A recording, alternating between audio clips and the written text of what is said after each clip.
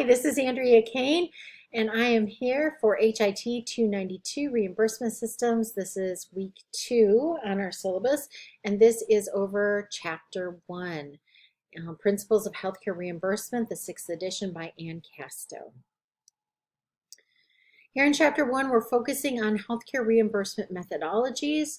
These are our learning objectives. We also have learning objectives in our syllabus, and if you take a look at those, we're really focusing on 9.1.14, and that is on page, give me just a second here, at the bottom of page 2 in your syllabus. It is the different types of payment systems that are in use. So that is what we are going to focus on. So why learn it?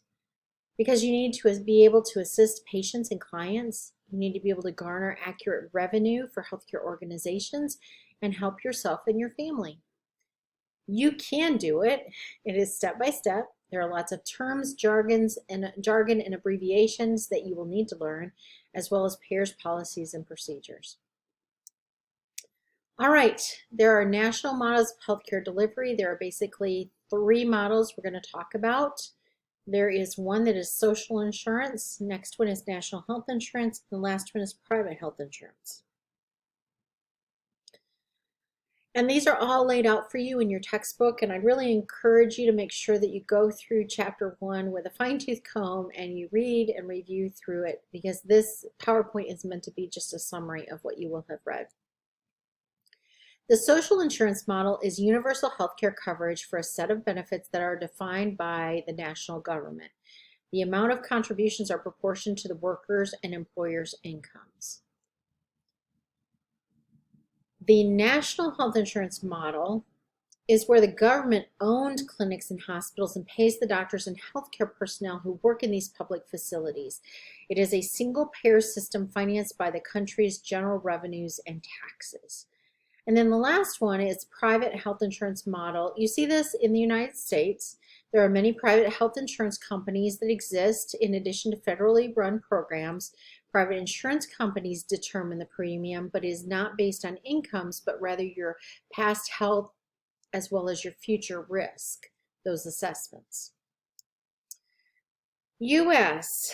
The U.S. is known in its healthcare for its size, complexity, and intricate payment methods and rules. Nothing is easy, nothing is simple. This economist has given a quote, and it is truly a complex system here in the United States. That doesn't make it bad, doesn't make it good. Let's leave politics out of it and just honestly look at it and say there are so many aspects to it, and the aspects are constantly changing between the government and insurance companies. So always something to learn and know and grow with. And no, all the rules do not make sense, but when have they ever? So it's not consistent, simple, that type of thing. There are always twists and changes, but that is life in and of itself. Medicare is currently the largest single payer in the United States healthcare system. They cover the most people and pay the most for healthcare. Medicaid is a joint federal and state program, and it is the largest source of federal revenue for states.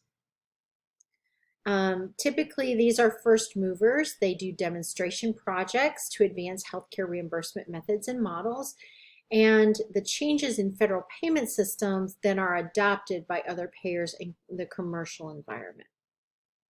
So Medicare and Medicaid, typically Medicare, is what seems to be the innovator, or at least to try new payment systems, and then the others, Medicare joins after that, and then you see a lot more of the commercial activity.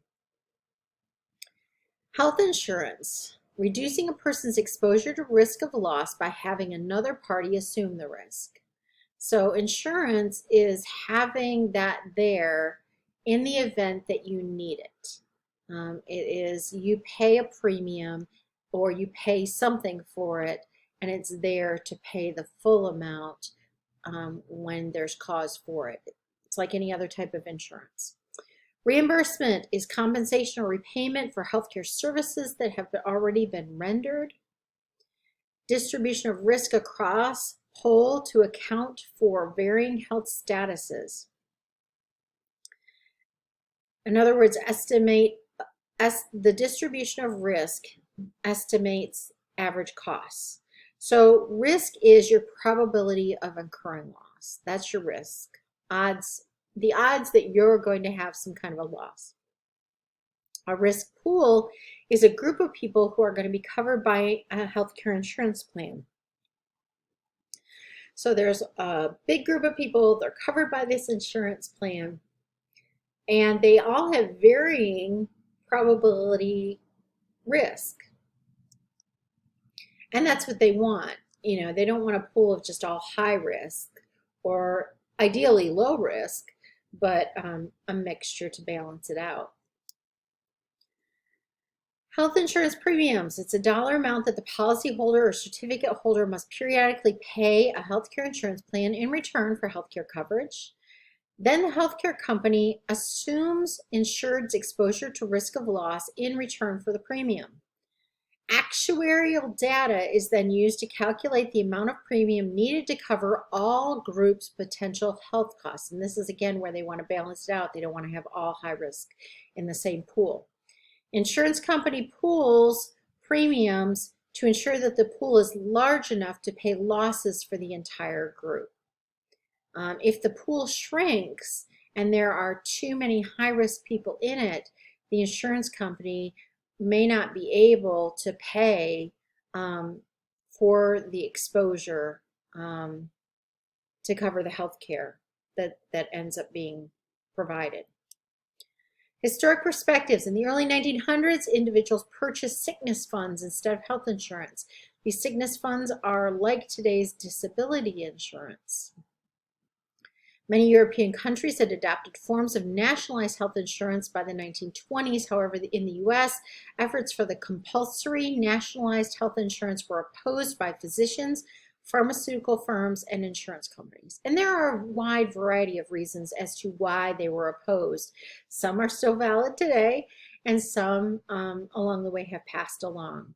Not going to get into the politics of should we change it, and if so, how should we change it, just giving you a historical perspective and moving on. So how did the U.S. healthcare system, reimbursement system develop and evolve? Well, you have Blue Cross Blue Shield offering insurance to school teachers in Texas in 1929. Then you had insurance that became a part of employment because in the 1940s and World War II, you had labor shortages.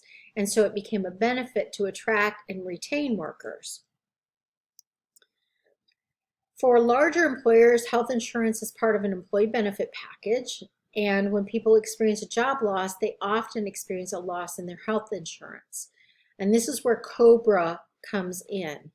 COBRA is one of those where if you have been working for an organization and you had health insurance through the organization and you are no longer employed, you have an opportunity to purchase the same insurance and continue it. But instead of the employer paying part of it and you paying part of it, you pay for all of it. The employer pays for none of it under COBRA, but you're able to do that to keep it. Unfortunately, COBRA is very expensive. If any of you have experienced that situation, COBRA is shockingly expensive. Then the ACA has been developed to enroll in federal marketplaces where they have these levels of health insurance that you can purchase. Single coverage is coverage just for the employee. That's just for the individual themselves. Dependent family coverage can be for a spouse, partner, and or children. So I'll give you my example. I have a husband and I have 2 kids. And so if I choose health insurance coverage for single, it's just me. If I choose dependent family care, it also picks up my husband and 2 kids. An employer may pay a portion of the employee's premium for healthcare insurance. And historically in the United States, at one point, employers paid all of their premium. And over time, over the last 25, 35 years, that has really changed.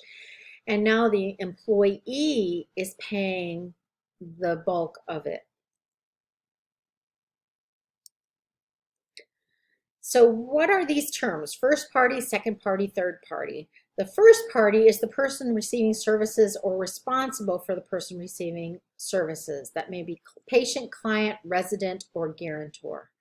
The second party is who is rendering the services, the provider. Is this a physician, a hospital, a home health agency, nursing home, clinic, DME supplier, or someone else?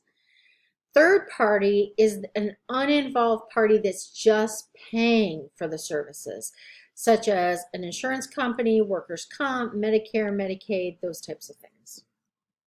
So first party is who is getting the services, who's receiving those, or who's responsible for the person that's receiving those. The second party is going to be who's providing those, who's giving those services, who's offering those. And then third is who is responsible for paying for them. That's an uninvolved third party. A claim is a request for payment for services provided to the patient. A charge is a set dollar amount that's the price for the item, sort of like a fee. Adjudication is the process in which the payer verifies that all billing requirements have met and determines what services are eligible for reimbursement.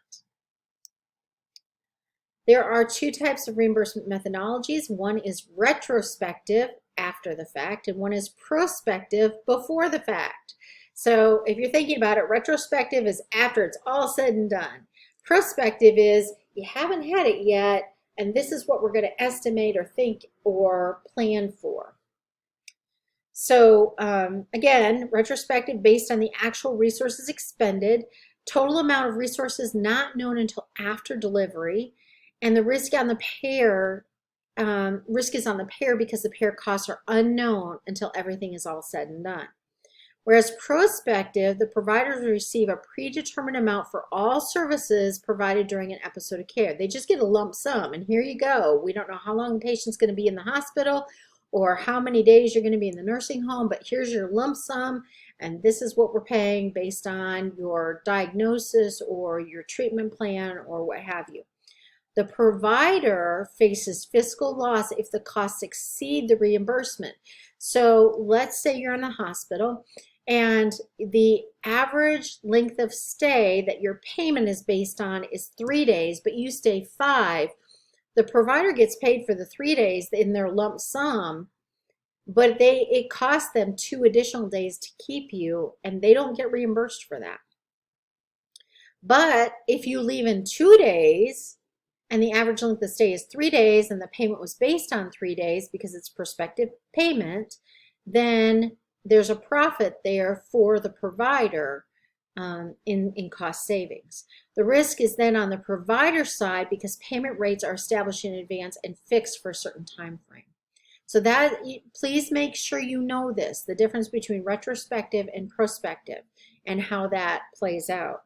Historically in the US, everything was retrospective, and it's only been in the last 20, well, longer than 20 years, I guess now.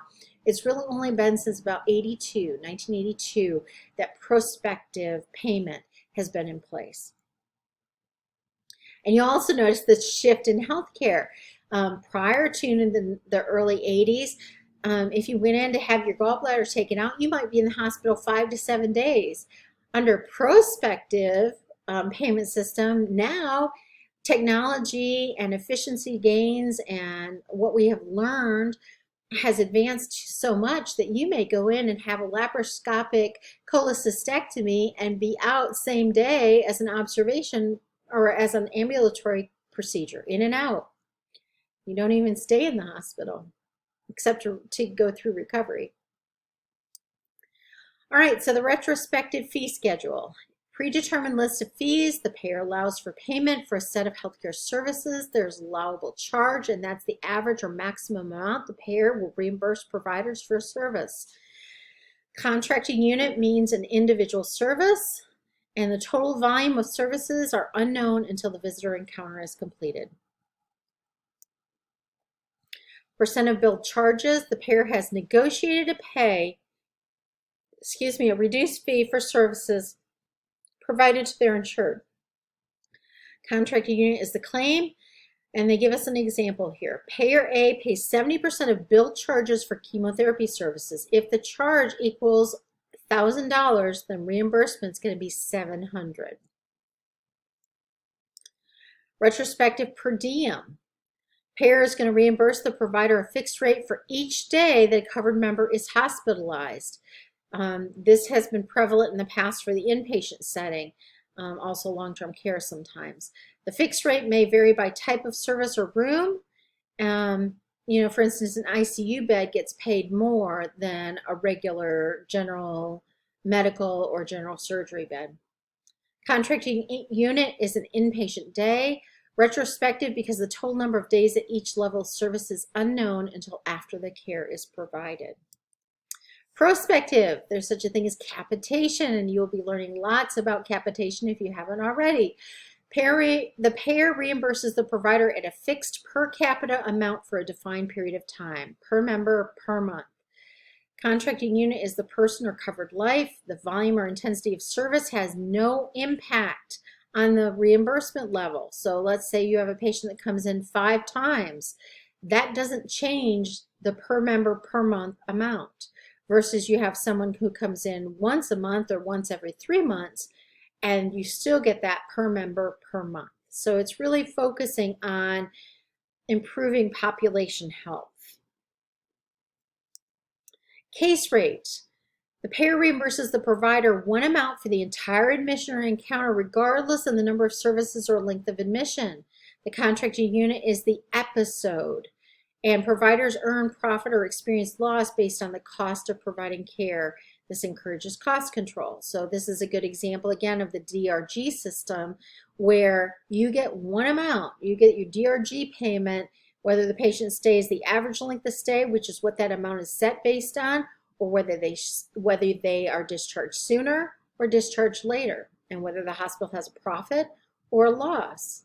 And this is one reason why hospitals have moved away from, it used to be, again, before the early 80s, if you went in and you had problems with your toes and your gallbladder and maybe a dermatology issue, all of that would be addressed during your hospitalization.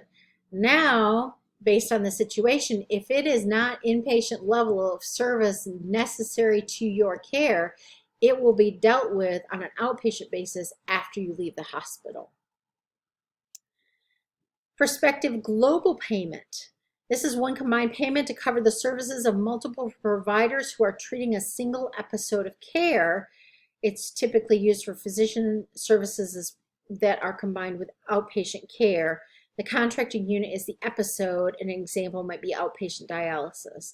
And this is where they give you a global payment, and that has to cover not only the physician services and the physician fees, as well as the facility fees, which could include the nursing care, the facility itself, any supplies, any medications and drugs, tubing, all that type of thing.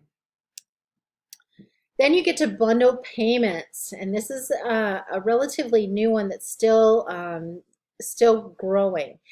This is a predetermined payment amount provided for all services required for a single predefined episode of care. There's basically a lump sum payment amount that is given to the healthcare organization, usually a hospital, that pays for multiple providers coordinating care. A good example of this is an orthopedic hip replacement. It is a bundled payment. The hospital receives a lump sum of money, and they have to spread it out and pay for the orthopedic surgeon, the anesthesiologist, the radiologist, all of the nursing care, the surgery costs, the medication costs. It's all there in that bundled lump, and they have to divide it out. Even if the orthopedic surgeon is independent, they still have to bundle out that payment. The contracting unit is the episode, and it's typically a service or onset of a condition that initiates the episode of care. And this is a real challenge because you don't always know going into it what all is the patient going to need. But these bundled payments often include pre-surgical consultations and pre-op testing, as well as an office visit afterwards with a surgeon to make sure that the wound is healing appropriately or the incision's healing appropriately or those types of things. So, criticisms.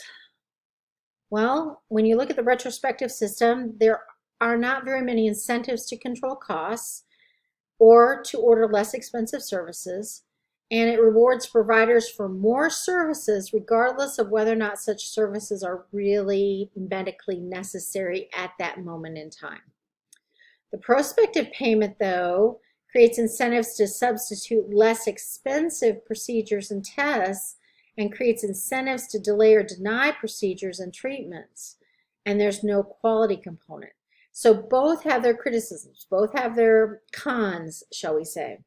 And they both have their pros too. There is no perfect system. Some trends in healthcare reimbursement, we have constantly increasing healthcare spending. That is the challenge. How do we handle that? What are the causes behind it? Because we can't just attack healthcare spending without knowing what all is involved, what's causing it, what is really underlying it. And it's not just one or two or three things, it's 20 or 30. There are also ongoing efforts to reform the healthcare system. Some of these are by people who have been in the healthcare system and are knowledgeable about it. Others are by people who have not been in the healthcare system and have less of a knowledge of understanding because they haven't worked in that world. There are some people who come at it from a political standpoint, that they want to change healthcare reimbursement and the healthcare system from a political standpoint. And then you have patients who are frustrated with a lot of the complexities and barriers that they run into. You have all of the companies that are trying to make a profit and sustain their companies that get frustrated by the regulations. Some of the regulations are good, some are questionable in terms of impacting quality and patient accessibility. So you have a number of things that are all playing together. Everyone has their perspective. And so as a result, it's not an easy, clear-cut, oh, let's just do this. So constantly increasing healthcare spending.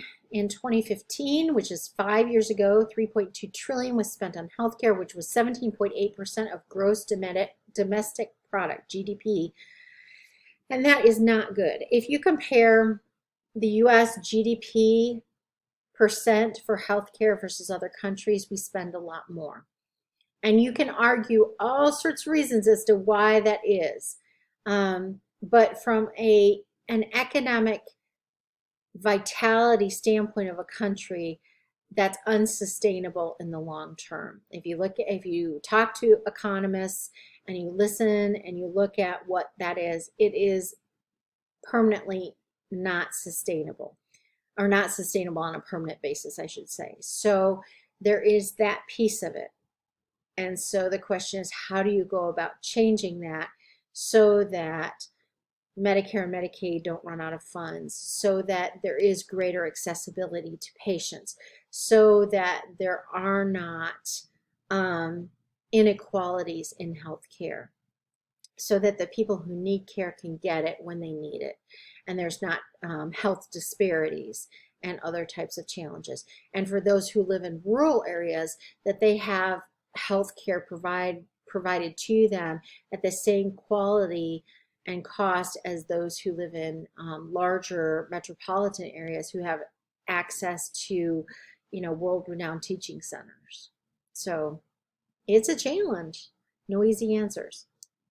Healthcare reform. So there's healthcare reform going on. You constantly hear about it. Everybody's got their own view as to what is the magic bullet that will fix it all.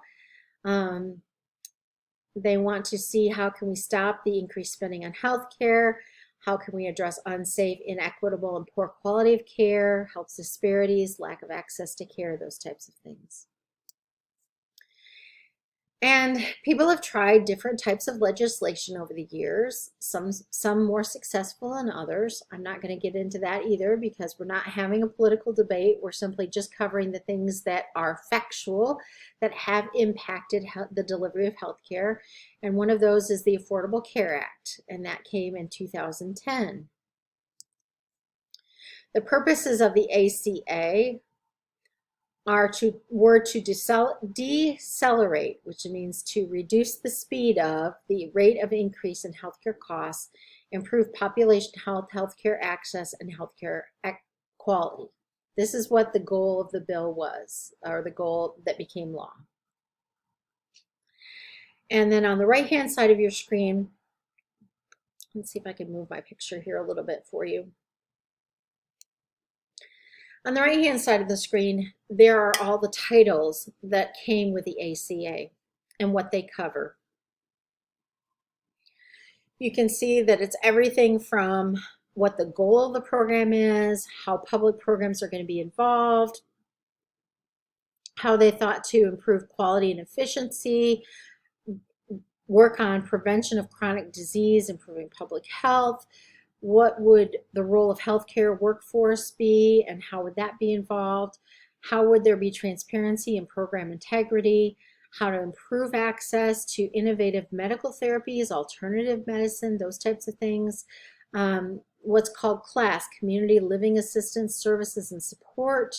Then all about revenue provisions, how this is going to be paid for and how money is involved, how it will be reimbursed. And then sort of a summary of how they thought this law would strengthen quality and affordable care for all Americans. There have been some of the ACA has been repealed, and some of it has been fought in court, and some of it continues to remain. And again, I'm not going to get to that level of detail. Well, that is it for us. This was chapter 1 in your book and week 2 in class. And I will be back to talk to you again about chapter 2. I hope you're having a great week. Take care. See you soon.